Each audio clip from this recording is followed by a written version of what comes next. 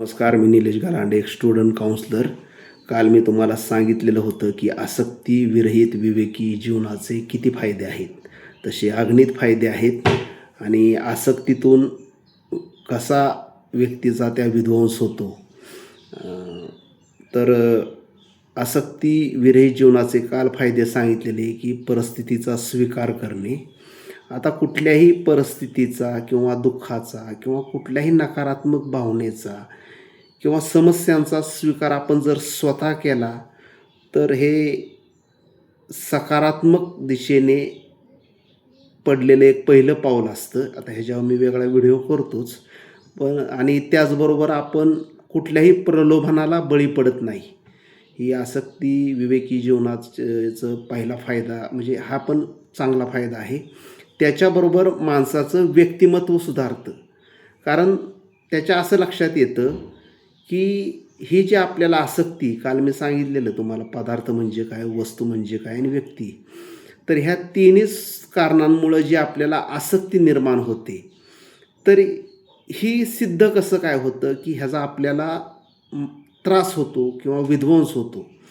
अ, तर ज्यामुळे आपल्याला ह्या तिन्ही गोष्टी लांब जातात किंवा आपल्याला दुरावतील ही आपल्याला तीव्र स्वरूपाची भीती वाटत असते, तीव्र स्वरूपाची चिंता वाटत असते, तीव्र स्वरूपाचं दुःख होत असेल किंवा तीव्र स्वरूपाचा राग येत असेल, तर समजून जावं की आपण या तिन्ही गोष्टीचा एक प्रकारे मानसिक गुलाम आहे.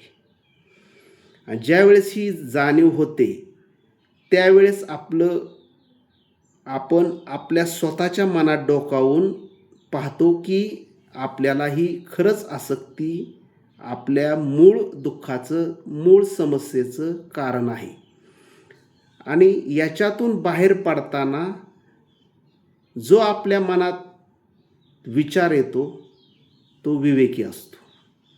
आणि हा विवेकी विचार आल्यानंतर आपलं मन शांत होतं. आता ज्ञानेश्वर महाराजांना सुद्धा किंवा माऊलींना अ, 9 रसांपैकी शांत रस महत्त्वाचा वाटत होता. आणि ते अगदी योग्य आहे. कारण ज्यावेळेस आपलं मन शांत असतं, आपल्याकडं कितीही संकटं आली, कितीही संकटं मोठी असली, समस्या मोठ्या असल्या, किती मोठं दुःख असलं, तरी आपण आपल्यात जो आत्मविश्वास येतो, जे धैर्य येतं, ते जास्त करून शांत मनातूनच येतं. तुम्ही कधी पहा, जर आपण आपल्या मनात कल्लोळ म्हणजे भीती, चिंता, राग ह्या अशा भावना जास्त असतील, तर आपल्या समस्या वाढू शकतात सुटण्याऐवजी. जर आपण मन शांत राहिलं, तर आपण कितीही एकटं असलो किंवा आपण कितीही आपली मानसिक समस्यांनी आपण ग्रस्त असलो, तर आपण शांत जर झालो, तर त्या समस्या सुटण्याची जास्त शक्यता असते. त्याच्यामुळं पहिला हाही एक फायदा आहे, की आपलं मन शांत होतं. दुसरा फायदा म्हणजे आपलं व्यक्तिमत्व सुधारतं. ज्यावेळेस आपलं व्यक्तिमत्व सुधारतं शांत मन होऊन, तेव्हा आपल्या वर्तनात बी बदल होतो, विचारात बी बदल होतो, संवादातही बदल होतो. त्यामुळं आपण आपल्या कुटुंबात नाकारलेले गेलेलं असतो किंवा आपलं अस्तित्वच कुठं राहिलेलं नसतं. हळू-हळू आपलं कुटुंब आपल्याला स्वीकारायला लागतं. हा महत्त्वाचा बदल आहे.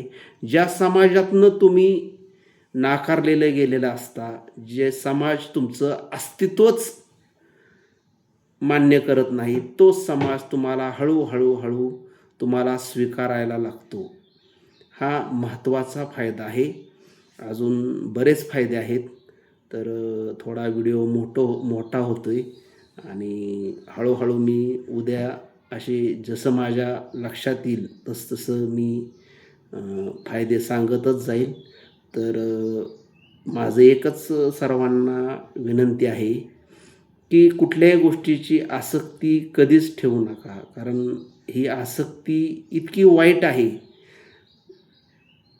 कुठल्याही भौतिक गोष्टीचा आनंद घेणं वेगळं पण ती तुमची गुलामी बनणं अतिशय दुःखदायक होऊ शकतं.